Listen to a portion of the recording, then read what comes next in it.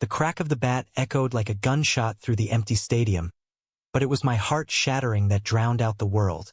"You're done here, Alex. Pack your shit and go," Coach barked, his voice slicing through the post-game haze. Eyes cold as the winter chill seeping off Lake Michigan.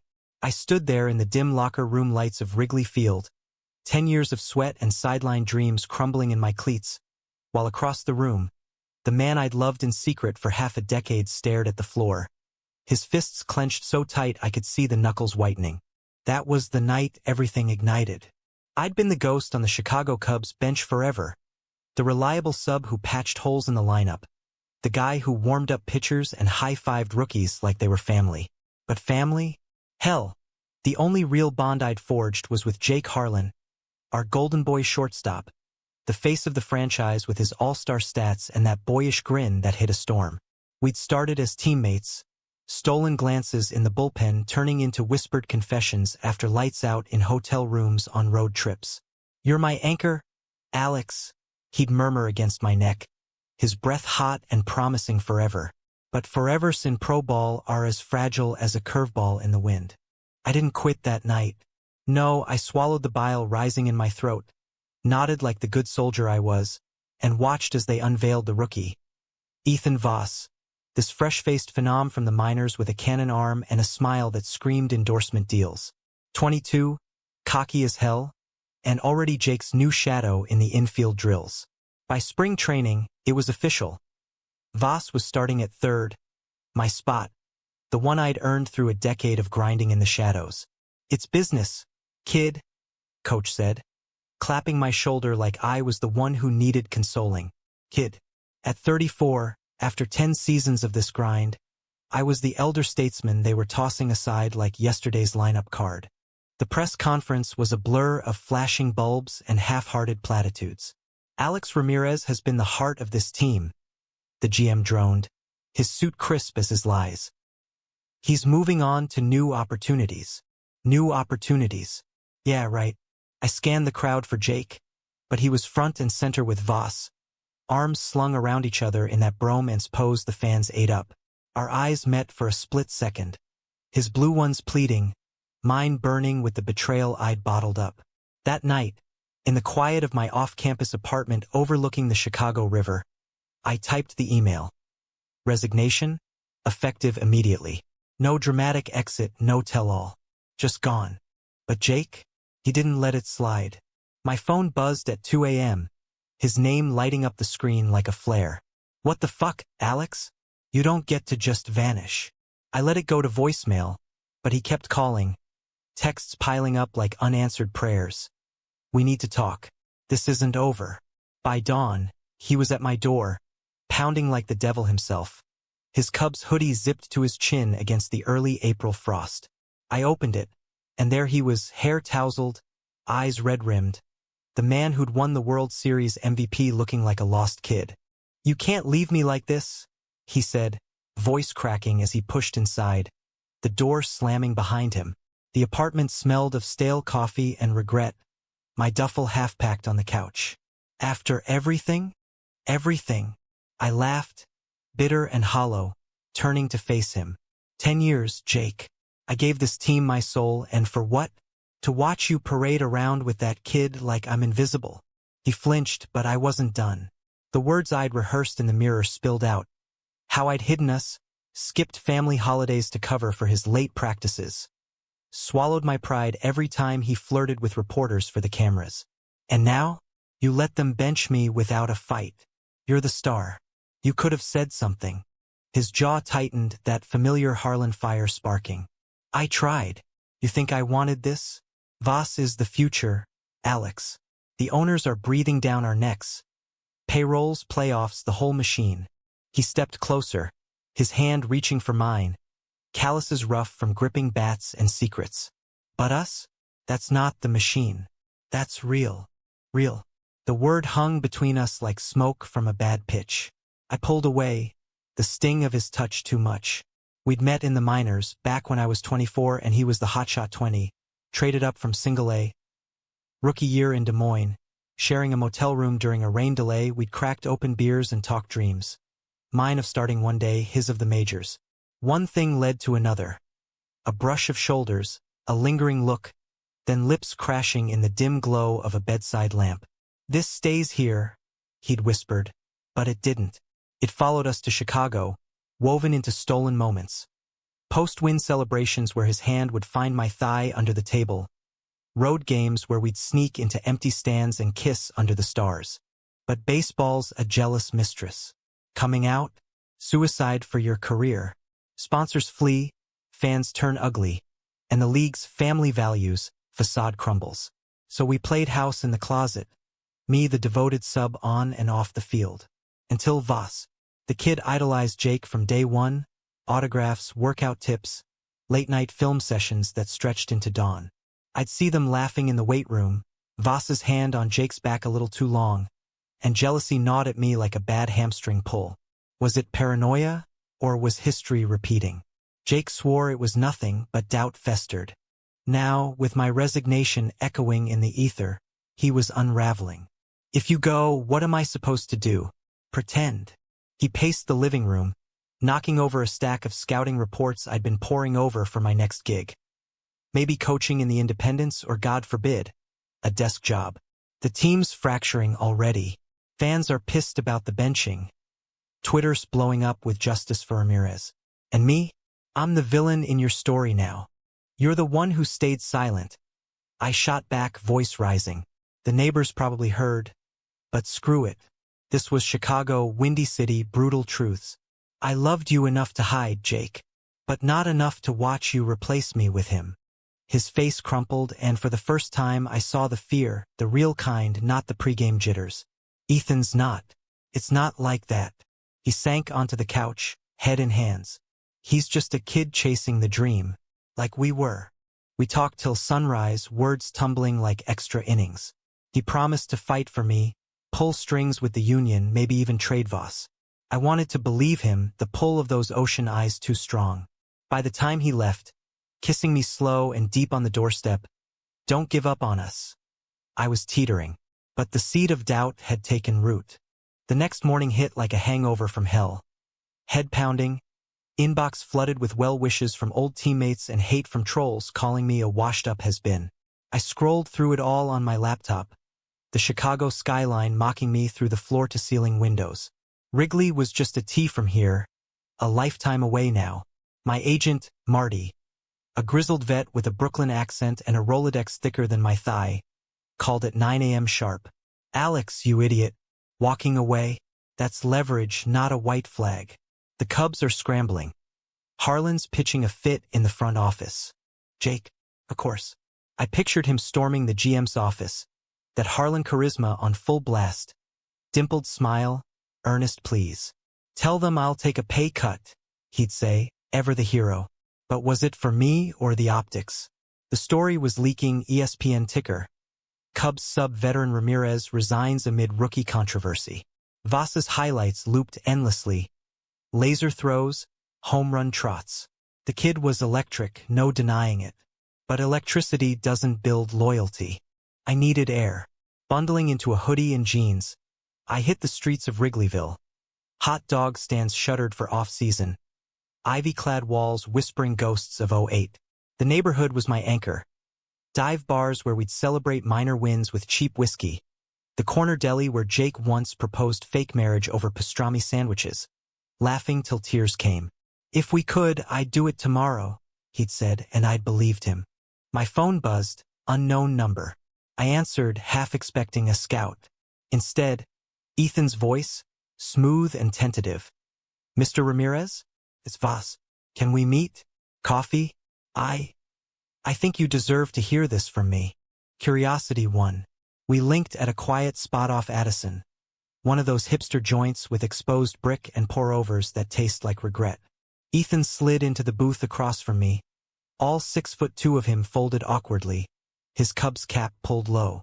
Up close, he was prettier than on TV, hazel eyes, freckles dusting his nose, the kind of all-American face that sells jerseys. "I'm sorry," he started, no preamble. "About the spot. I didn't ask for it." I sipped my black coffee, black as my mood. "Nobody asks, kid. It just happens." But his earnestness chipped at my armor. He talked fast. Growing up in Omaha, single mom scraping by, the miner's grind mirroring mine. Jake's been like a brother. Mentored me. But I see how it looks. And you're a legend in the clubhouse stories. Legend. The word warmed me, but suspicion lingered. Was this a plant? Jake's way of softening the blow? Ethan leaned in, voice dropping. There's more. Off the record? The front office pushed this. Voss is the face of the future. Diverse, marketable. Latino kid from the heartland, right? But I knew. The unspoken gay subtext, the whispers I'd quashed for years. Ethan didn't say it, but his eyes held understanding. A quiet solidarity that caught me off guard. I don't want your pity, I said, but softer than intended. Not pity, respect. He slid a napkin across, scribbled a number.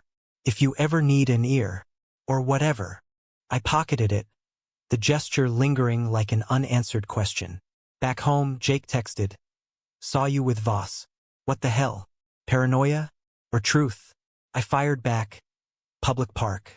Calm down, superstar. His reply, we need to fix this. Dinner tonight? My place. Jake's penthouse overlooked the lake, all sleek lines and skyline views. A far cry from my modest digs. He greeted me at the door in sweats. Takeout from Giordano's steaming on the counter. Deep dish, extra cheese, our ritual. But the air crackled, heavy with unspoken accusations. We ate in silence at first, forks scraping plates like nails on chalkboard. You're jealous, he said finally, setting down his slice. Of him. It's not what you think. Isn't it? I countered, the pizza turning to ash in my mouth. I see the way he looks at you, like you hung the moon, and you eat it up. Jake's laugh was sharp, defensive. Jesus, Alex. He's straight as an arrow. Worships the ground I walk on because I'm the vet who didn't haze him. He reached across the table, fingers brushing mine. You think I could do that to us? After New York 19, that night in the Empire State Lounge. I remembered. Post-playoff loss, drowning sorrows in Manhattans. His hand in mine under the table as the city pulsed below. I love you, he'd confessed, first time aloud. The world narrowed to us, barriers crumbling. We'd gone back to the hotel, made love slow and sure, whispering futures. Retirement cabin in Wisconsin, lazy Sundays without hiding. But futures shift. Then fight for me. I pleaded, voice raw. Make them keep me. Or hell, come with me. We could coach together, start fresh. His face shadowed, the lake's lights flickering in his eyes. I can't. The contract, the endorsements. It's my life. The words landed like a strikeout. He backpedaled. Not like that. I mean, we figure it out. Long distance, whatever. Long distance. The death knell for secrets. I stood, chair scraping. I'm not your side gig, Jake. The door clicked shut behind me, the elevator descent mirroring my fall. Days blurred into a haze of job hunts and therapy sessions. My shrink, Dr. Elena, a no-nonsense Latina with a Cubs mug on her desk, prodding gently. What do you want, Alex? Beyond the game. I didn't know. The offers trickled in. Assistant coach in AAA Toledo, color commentator gig for a podunk station. None felt right. Then the bombshell, a leaked audio. Some clubhouse snake had recorded Jake venting to Voss after a sim game. Voice slurred, post-beer frustration. Ramirez bailing? Good riddance. Guy was holding me back. Always in my head. My stomach dropped reading the headline. Harlan blasts ex-teammate in leaked rant. Twitter exploded, Team Alex trending. Memes of me as the loyal dog kicked to the curb. Betrayal, pure and vicious. I confronted him via text. Heard the tape. We're done. His calls flooded in. Voicemails pleading innocence. It was taken out of context. I was pissed, drunk. Voss goaded me. But the damage festered. Voss texted too. Not me, man. Swear. But talk to him. He's destroying himself. I ignored them both, diving into the city instead. Volunteered at a youth league in Pilsen, teaching inner-city kids the infield shift. Their laughter a bomb. One boy, Miguel, 12 and fearless, gripped my glove post-practice. You quitting 'cause of that rookie? Don't. Legends don't quit. His words echoed as I drove home, rain slicking the windshield like tears. Jake showed up unannounced that night, soaked and desperate, collapsing on my stoop. It was fake, he gasped, thrusting his phone at me. A forensic audio report from his PR team, timestamps doctored. Someone set us up. Probably a rival scout, or that blogger sniffing for dirt. His eyes searched mine, vulnerable. I never said it. I'd never. Relief warred with exhaustion. I let him in, towels and tea, our bodies gravitating like old habit. We didn't sleep together. Not like that. But curled on the couch, his head on my chest, heartbeat sinking to the storm outside. I pushed for your return, he murmured. Told the GM you're irreplaceable. On and off the field. The gesture cracked me open. But trust? Fractured. What if it's not enough? I whispered into his hair. What if we burn it all down? His silence stretched. Then we rebuild. Together. Spring training ramped up without me. The Cubs camp in Mesa buzzing on SportsCenter. Voss flashing leather, Jake stroking line drives, the bromance front and center. I caught it at a buddy's bar in Logan Square, nursing a craft IPA, the glow of the flat screen twisting the knife. Fans chanted for me in the comments. Bring back Ramirez. Petitions circulated online. A grassroots swell that caught the commissioner's eye. Marty called. Leverage, kid. They're sweating. Harlan's vouching hard. Says the clubhouse morale's in the toilet without you. Jake's influence. The man could sell sand in the Sahara. But was it love or guilt? Our late-night calls had resumed. Tentative at first, then deeper, voices bridging the chasm. Miss your laugh in the dugout, he'd say, and I'd thaw, remembering the rhythm of our days. Pre-game walks along the lakefront, his arm brushing mine accidentally, yet doubt shadowed every word. The leak hung like smog. Who'd benefit? A jealous vet? Front office politics? Voss texted sporadically, innocuous check-ins. Killed it in BP today. Wish you saw. Harmless or probing? I replied politely, keeping distance. Then the invite. Cubs alumni weekend. A nod from ownership to mend fences. Fly down to Arizona, throw out a pitch, glad hand. Jake begged. Come. For us. I went, nerves jangling like loose change. Mesa's heat hit like a fastball, dry, relentless, palm trees swaying against blue skies. The complex thrummed. Green fields, the crack of bats, laughter echoing off cinderblock walls. I spotted Jake first, mid-drill, sweat-slick jersey clinging, that effortless grace. Our eyes locked across the diamond. He jogged over, pulling me into a bro hug that lingered a beat too long. His whisper hot. God, I needed this. The event was scripted schmooze. Autograph sessions, panel talks on loyalty in the game. I sat beside Voss, the kid fidgeting like a live wire. Heard about the audio, he muttered during a break. Sucks. Jake's gutted. Won't even room with me anymore. His eyes held no guile, just a mirror of my own fracture. You too. It's obvious to anyone paying attention. I froze. What? He shrugged, boyish grin fading. Clubhouse talk. Not malicious. Just, we see it. The way he lights up around you. A pause, then quieter. Makes me miss my own thing back home. Hiding's exhausting. The admission landed soft. A bridge I hadn't expected. Ethan Voss, straight arrow rookie, cracking his own closet door? Or deflection? Before I could probe, Jake appeared, clapping Voss on the back. Great session, E. The trio a picture of unity. But under the table, his knee pressed mine. A secret Morse code. That night, team dinner at a steakhouse off the highway. Ribeyes sizzling, wine flowing, war stories swapped. Jake dominated, charm dialed to 11. But his glances my way screamed urgency. Post-meal, as the group dispersed, he cornered me in the lot, gravel crunching underfoot. Stay tonight. My room. The pull was magnetic, but I resisted. Not here. Not with eyes everywhere. His frustration flared. Hands raking hair, voice low growl. When then? You're killing me, Alex. Killing us, you mean? The words escaped, laced with the old hurt.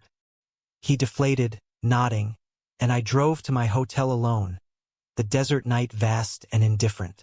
Morning brought chaos. Another leak. This time, photos. Grainy shots from a fan's phone, Jake and me in that hug, heads too close, interpreted by tabloids as teammate tension. Harlan Ramirez feud escalates, screamed the Post. Twitter ignited. Speculation, slurs, a few brave love wins posts. My phone blew up, Marty raging, Dr. Elena urging calm. Jake called, panicked. It's bullshit. We spin it, old friends reuniting. But his voice trembled, the first real crack in his armor. What if they dig deeper? The road trips, everything. The fear was mutual, a specter we danced around for years. Then we face it, I said, surprising myself. Or we don't. Your call, Jake. He went silent. Then, I need time. Time. The luxury of stars. I hung up, heart leaden, and boarded the flight home. Chicago's gray welcome a comfort. Back in the city, life pivoted. I took the Toledo gig, interim hitting coach for the Mud Hens. A step down but solid. Packed my apartment, the river glittering farewell. Jake's texts tapered, busy with camp. Miss you. Vague, evasive. Voss oddly kept in touch. Saw the pics. Hang in there. Team needs you both. Then the call that shattered the fragile peace. Marty, voice grave.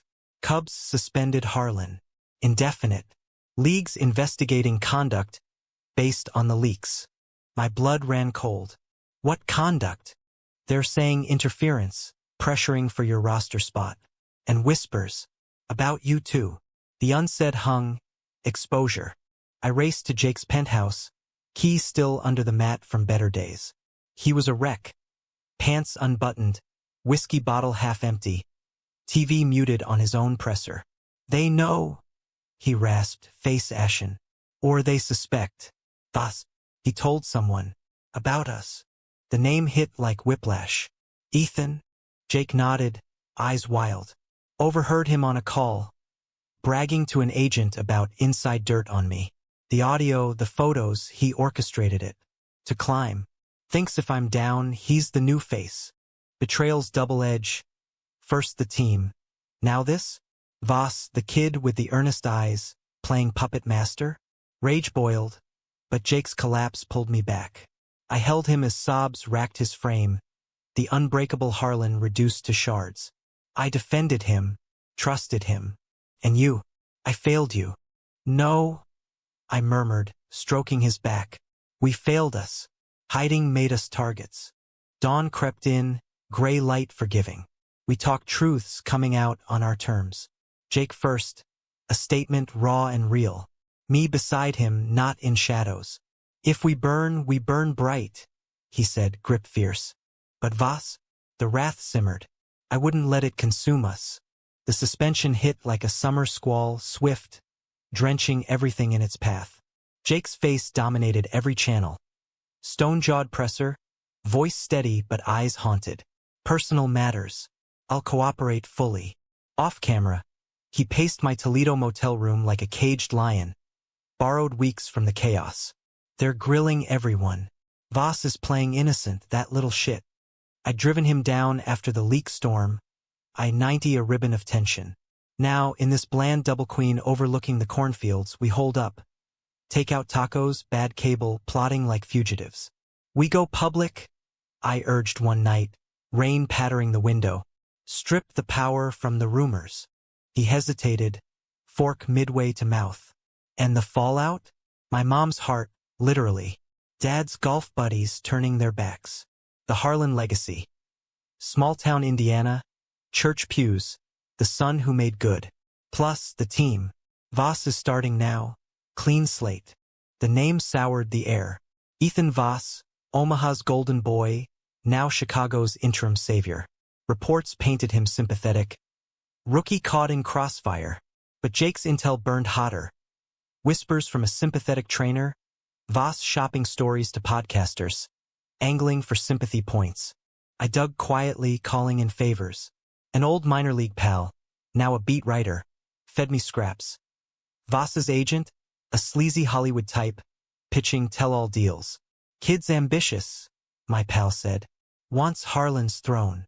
Ambition I understood, hell, I chased it a decade. But sabotage? That crossed lines. We confront him, I told Jake, pacing now myself. Get proof. He nodded, fire rekindling. Road game next week. I'll fly under the radar, you two. Corner the bastard. The plan coalesced. Cubs at Brewers, Milwaukee's Miller Park a neutral ground. We slipped in separately. Me as scout. Jake incognito in shades and hoodie. The stadium hummed. Summer night electric. Brats and beer fueling the crowd. From the stands, I watched Voss warm up. Fluid, confident, stealing Jake's spotlight with every toss. Halftime, well, 7th inning stretch, Jake texted, concourse. Now, I wove through the throng, heart hammering, and found them in a shadowed alcove near the team entrance. Jake towering, Voss shrinking. What the hell, Ethan? Jake's voice low thunder. The leaks? My suspension? You set me up. Voss's face paled, but his chin lifted, defiant. Prove it. A flicker, though, guilt or calculation. I stepped from shadows, our presence a vice. We have the calls. Your agent's emails. Bluff, but it landed. Voss's eyes darted. Sweat beating despite the AC chill. It's not. Look, I didn't mean. He deflated, shoulders slumping. The front office hyped me as the future. Said Harlan was yesterday's news. Blocking trades. I just amplified it. The audio, edited from a rant he made about some other vet. Harmless.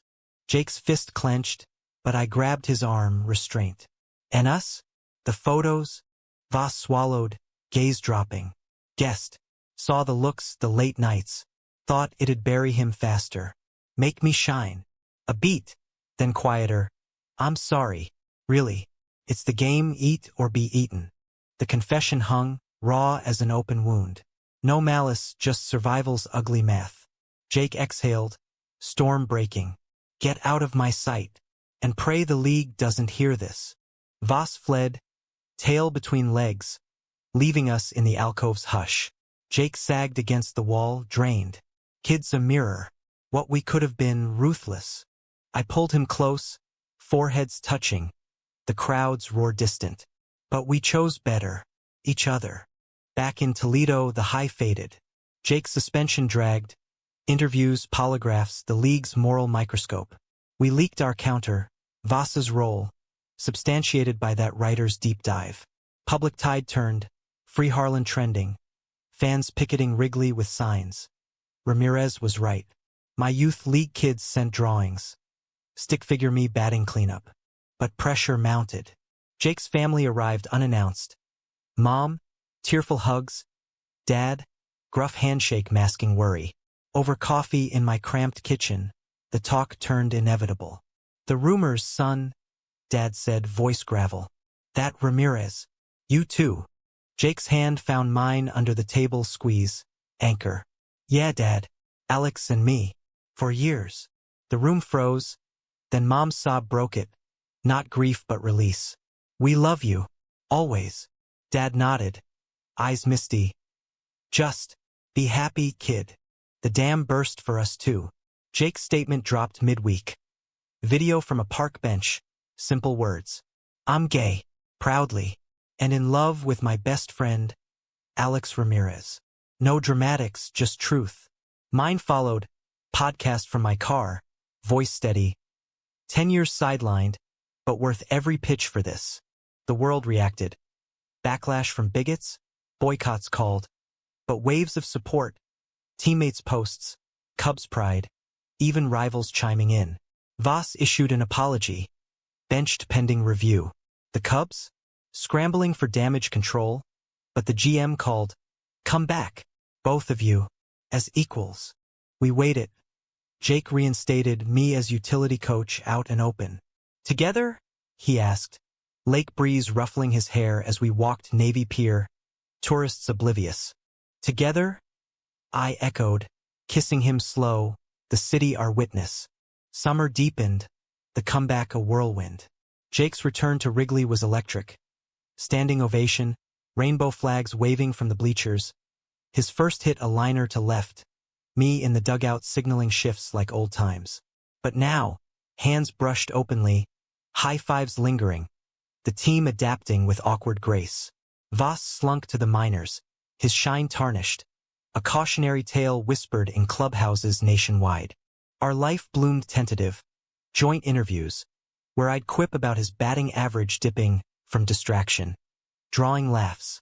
Off-field, normalcy crept in, grocery runs in Lincoln Park, where he'd push the cart, me tossing avocados like soft toss. Domestic as hell, he'd grin, stealing a kiss by the produce. But scars lingered. Nightmares woke him. Leaks replaying, crowds jeering. I'd hold him, murmuring lake lore till sleep claimed us. My own ghosts. The bench's isolation, years invisible. Therapy helped. Dr. Elena beaming over Zoom. Humanities in the healing, Alex. The climax crested in September. Pennant chase fever gripping Chicago. Cubs versus Cardinals. Busch Stadium a cauldron of rivalry. Jake started hot, but mid-game a contentious call, stolen base overturned. Replay dragging. Boos reigned. He argued. Ejections loomed. From the visitors' dugout I watched, pulse racing. Then it happened. A fan in the upper deck, red-faced drunk, hurling slurs. "Fairy, go back to your boyfriend." Microphone catching it live. The stadium hushed, then erupted, security swarming, broadcast cutting to commercial. Jake froze at second, face paling under the lights. I was up the tunnel before thinking, bursting onto the field, protocol be damned. "Jake!" My voice cut through, raw plea. He turned, eyes locking, and jogged to me. Arms enveloping, the world blurring to us. Cameras flashed, but we held. His whisper fierce. "I got you." The league fined the fan, ejected him for life. Statements poured in MLB's zero-tolerance pledge. Players uniting. Post-game, in the locker room steam, teammates circled. Hugs, vows. "Family," the catcher said, clapping my back. Voss even texted, "Respect. You two changed the game. Fallout forged us stronger." Playoffs came. Cubs advancing. Jake's grand slam in the NLDS clincher. Me coaching third. Signals clear as our love. World Series loomed. But win or lose, we'd won. Winter settled gentle. Off-season, we escaped to that Wisconsin cabin. Snow-draped pines, fireplace crackling. No hiding, just us. Sledding like kids, his laughter echoing. Slow dances to scratchy vinyl, bodies fitting like glove to hand. 10 years waiting, I murmured one night, stars wheeling overhead. Worth the sub-roll. He kissed my temple, voice soft. "You're the starter now, forever." Chicago welcomed spring with open arms. Parade if we clinched, but even without, the city's heart beat for underdogs.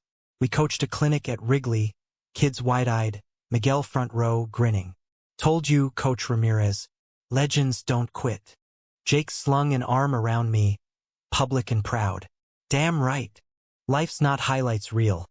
Slumps come, trades loom, bigots lurk. But in the quiet innings, we built something unbreakable. Love, witnessed. Human, flawed, American as apple pie and stolen bases. And in the end, that's the real win.